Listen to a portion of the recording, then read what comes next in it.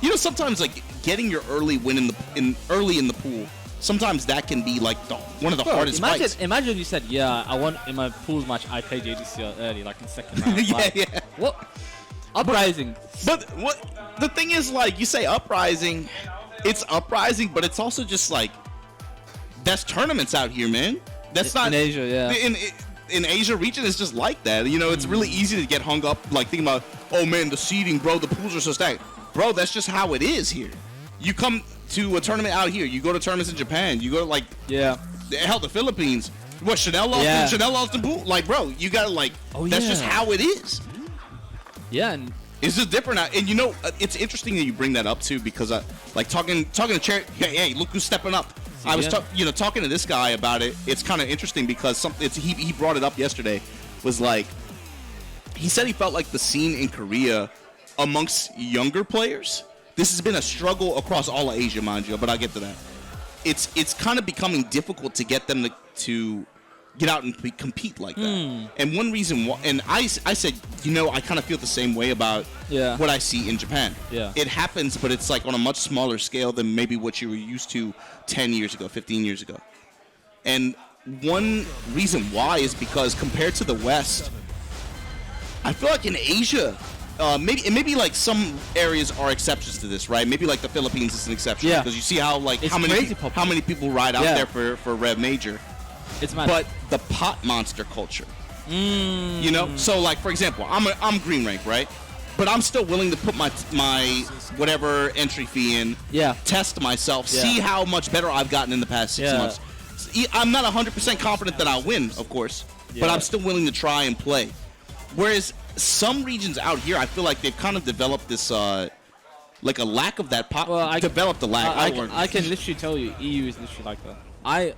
I try to, and I'm not a big like content creator, I'm not a big influencer, but I have a server and we do like a weekly, right? It's online just for fun, right?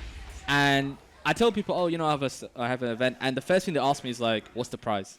Like, it's like, oh, do you want to play or you just want to play for the money? And it's true, people want to play for the money.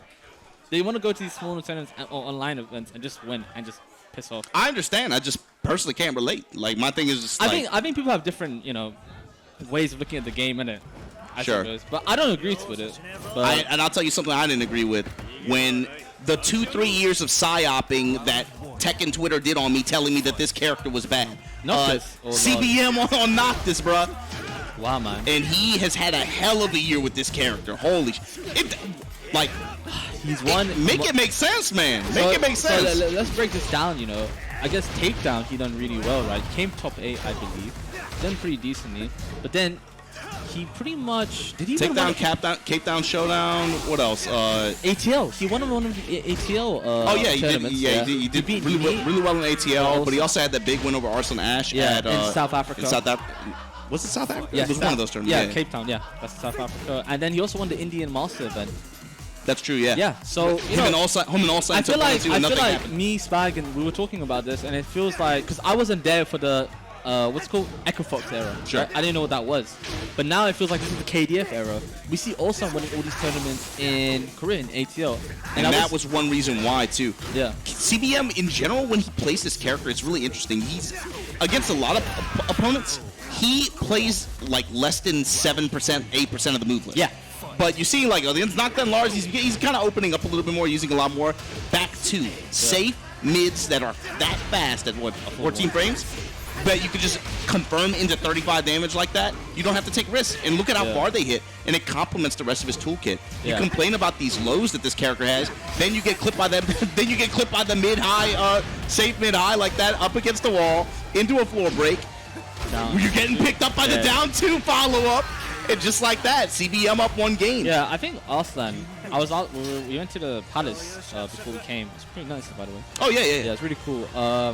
I was just asking, because he told me he thinks, like, Noctis is top 10. I'm like, what do you think? Why is that? He said he's easy and reliable. That's, like, the main thing. He said he can play the game for you, practically. He's not, like, auto play is, like, with 2-2, right? But it's, like, when you have easy conversions with down to 2-2 and stuff like that, like, what risk is there, you know, in failing on combos and such? I was told he's a bad character. Who told you this? Who? For years, dude. Who? For years. Was it from NA? Sounds like it. It really does sound like it. Yeah, my thing is like we can even just simplify, right? The character obviously has merits, right? Absolutely. One of the stronger parries in the game. A lot of built-in movement with teleports in particular. Like, you know, it's dumb stuff too. Like the way his rage art works. How he has a teleport between at the you saw CBM. It's hard to whiff punish his rage drive. Yes, Exactly. it's stuff like that. Yeah. CBM showcased like what the 1-2 teleport string to get out of the power press setup at one point. And it easily whiff punishes down forward too, man. That's crazy damage. His 2-2 string is obviously very strong. And it's not even so much about like the 50-50 between Royal Blade and Spear all the time, right? It's about the other stuff that he has. Think about Twin Blades, how those function. Think about Chidori, man. Yeah, exactly. That move does a ridiculous amount of Chidori, damage. I know you a weeb, bro. You talking about Naruto? That's Thundaga. No, man. hang on. That's Thundaga. Now, look, I know his Final Fantasy game sucks. I know it. It's one of the worst in the series. Sorry, fanboys, but that's still Thundaga. You gotta put some respect on it. No materia necessary. But yeah, Twin Blades, that's another, just godlike move, man. It does everything for you. Yeah, it's safe, homing, you know, like, I mean, what do you want? I feel like passive tracking. I feel like Noctis has forward 1+2 Chidori, and he has a 2-2. I think those two moves just play neutral for you. And a lot of top tier characters realize they have a move that just does everything for When them. you have safe mids that check multiple boxes like that, and are fast, and they hit at a range that a lot of other characters might struggle to play at, and like that. It's a weapon as well. Yeah, He can't even parry it. It's passive. It's a lot of like passive boxes. That Exactly. And NokdanLars is that was fast. That was that was like CBM. We didn't have time to talk about the match. We just talk about character. That was like some kind of speed run percent. What was that? You know what? I think that's such a good representation of how strong Noctis can be, right?